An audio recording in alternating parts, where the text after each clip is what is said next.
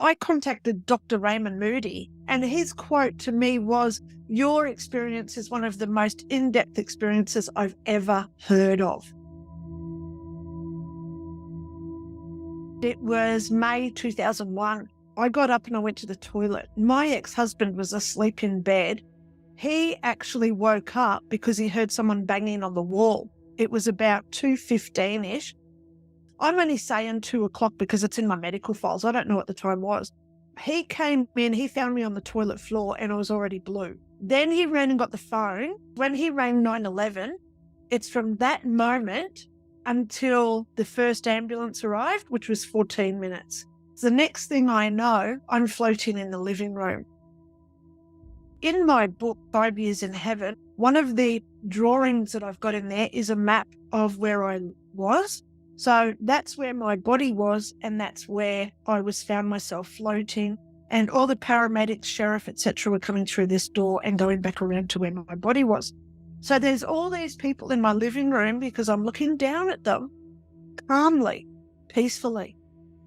I looked down at myself. I still had my pajamas on, but below my knees, it sort of dissolved into no feet. They eventually took my body out on a gurney and I saw myself, and my hair was matted. It looked like it had hair gel or something all through it. And I even thought, wow, what are they doing to her hair? And my ex-husband was the last out of the door, and he locked the door and turned all the lights off. Then the door itself opened. And these blue orbs came through the front door. Some of them were little, some of them were quite large, and they were dimensional. I could see through them. And in the core of them, it was like pure white energy. But then they all stopped and they all went back out the front door. It was like, time to go, and they were gone. The door closed. And that's when I say things got really weird. Because now I find myself in what I call the fog stage. But as soon as I open my eyes, I'm in this field of flowers. Beautiful flowers are below my feet. So as I walked, the flowers moved so I wouldn't crush them. I walked through villages, I walked past mountains, I went down past streams. I was in this place, I say about 1.5 to 2 years, walking around, intermingling with other people. Perspective is big in heaven. Learning how other people feel. And it's also the experience of what we think we do create.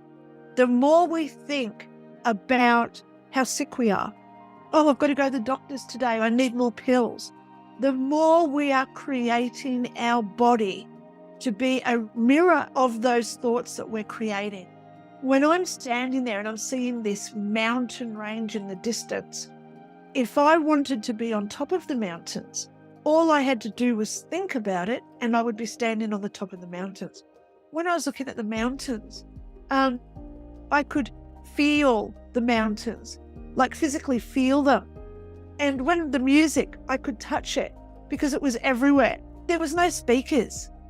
It was just everywhere. It was so inviting. That's all I can explain it at. It was inviting. It was so amazing there. You know, I close my eyes, I can still go back there. And it's like it happened yesterday. It was like yesterday. Even though it was 22 years ago, it's still like yesterday. I wish everybody on the planet could feel that, because there'd be no wars, there'd be no hate, there'd be no getting offended if we had that glimpse. Then I get this tap on my shoulder, and I believe it's the woman who's always been with me all my life, who I call my angel. She says it's time to go. And I turned around and again I'm in the fog stage. When I come out of this fog stage, I'm standing in the front of this massive church building, because that's a perspective of what I believe would happen in this place. Some people are still in the field of flowers when they face their life review. But funny enough, we all call it life review. So I walk through this church and it is enormous. And at the front, I came to these three. They're energetic beings. The energy was not coming down from their head, it was going up. And I can remember thinking, what do I do now?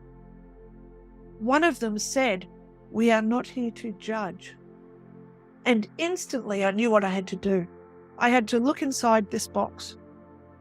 I lifted the lid, and inside it was infinite, no walls, no floors. But there was millions of little balls like spheres, and inside each one there was a video screen. So as I pick one out and I'm holding it in my hand, I can look at memories from my past. And then I knew instantly that I had to heal why I did that action. And did I hurt someone else during that action? Learning how to feel that compassion, that understanding, and most of all, forgiveness that comes when we love ourselves and other people. I'm in my life review and I get this tap on the shoulder again. And again, I turn around to expect to see someone and I'm back in the fog stage. And when I wake up, I'm in this white space, no walls or floors or ceiling. I'm just walking on white.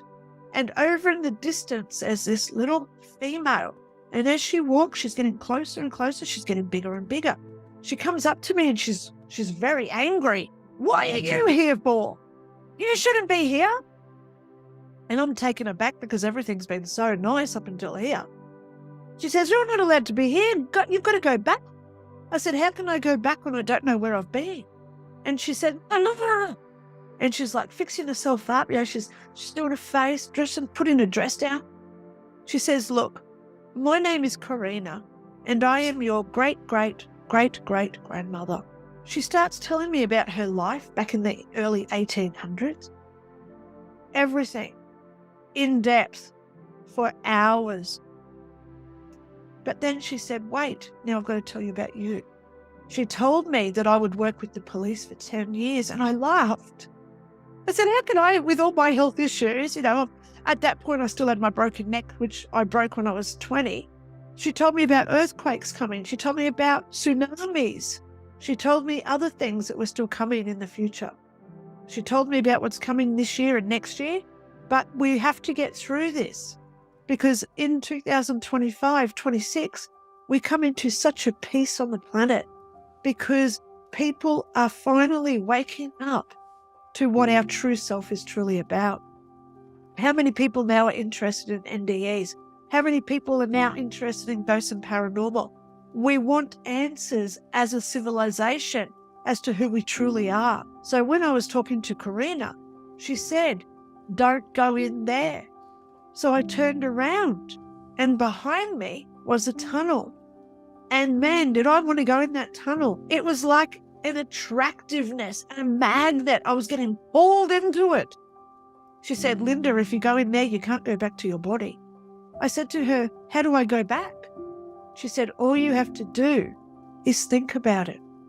Because what we think, we create. So as I started to think about my house, where I'd been sleeping, the toilet where I died, I found myself waking up in hospital where they're pulling out all the tubes out of my throat.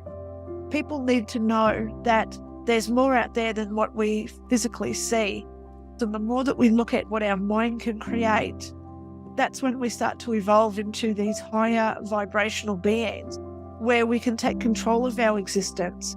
Some people say, oh, why does all bad luck always happen to me for? Well, as soon as you say it, you've already created it. So I say, listen to what you just said. Why am I always getting bad luck? Because you just said bad luck. How about you turn that around and say, well, good luck always happens to me. Good things are coming. And watch how many good things start coming because you've just changed your mindset. The more I told myself, I am healthy, I am fit, I am strong, no more brain tumor, no more cancer, no more broken neck. This stuff's real. The more we say how great everything is, the less war we will have out there. We're all going through bad times, and I'm trying to get us back to a world where we look after ourselves first, so then we love everybody as well. That's the big message that I have for everybody. Listen to my word and become angelic. I've got books on Lulu, if you go and search my name, or you can come and find me on YouTube. So thank you so much for having me today. And it's been my honor to make you the best version of who you want to be.